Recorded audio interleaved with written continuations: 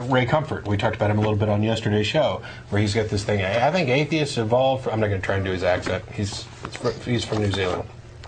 He thinks atheists evolved from chicken, and it was just a little humorous, almost, attack on atheists, saying, you know, you guys are out here attacking Christians, but you're afraid to attack Muslims. Are you kidding me? My coffee cup is named Muhammad. I'm not afraid to talk about what I disagree with and other beliefs. There's and I'm forgetting where this is taking place, if somebody can remind me. There's a young woman in another country that's being potentially executed for witchcraft.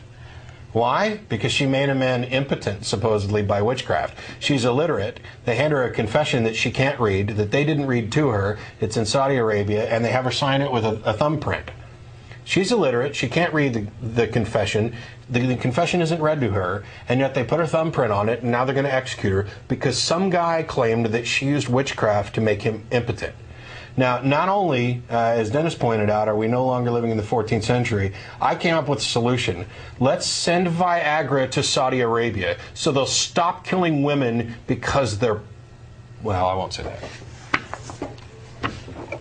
It's insane. I realize that there's people all around the world that have different social structures, and they haven't all progressed to the same state. And some of them have been, the progress has been retarded by religion. Some of it has been prompted by religion. I'll happily admit that religion's responsible for some great universities that helped bring the world into a new century. But it was still fighting against itself. The reason for those universities is because they needed scribes. They needed people who were literate.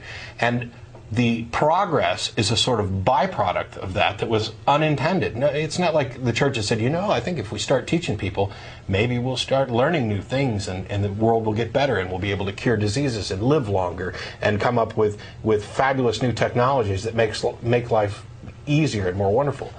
People in different areas have progressed at different rates. We need to find out what's inhibiting the progress, what is promoting progress, and make changes globally, starting locally, so that never again do I need to hear some nonsense that some guy couldn't get it up and decided to go after an illiterate woman and blame her, and now she's subject to be executed unless the king steps in? Are you kidding me? I mean, granted, I got sidetracked from the agnosticism and atheism discussion, but, you know, people say, well, what's the harm in religion? Okay, well, there's one of them. Well, yes, but, you know, guys like Ray Comfort, which is why I got sidetracked, would say, well, you don't attack Muslims, you attack Christians. I don't attack Muslims or Christians. I attack ideas. All ideas.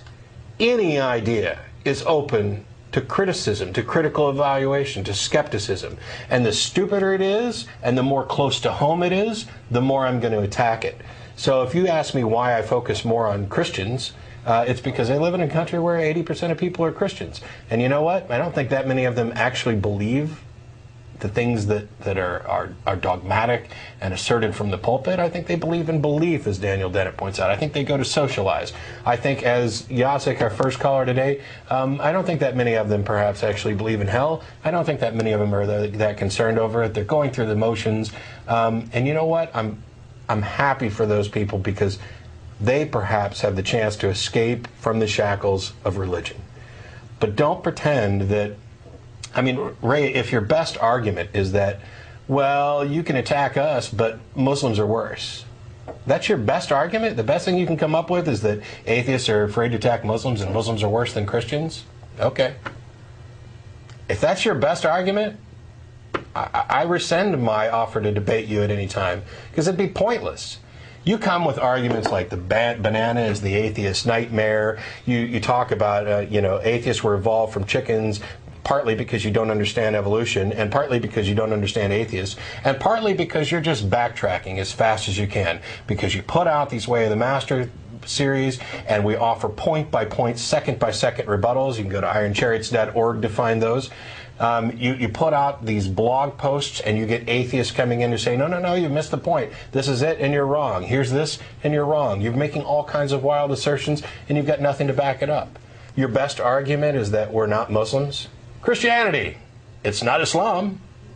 Good for you. Get a bumper sticker. Oh my God. I feel like I'm channeling Pat Condor right now, but... No. So anyway,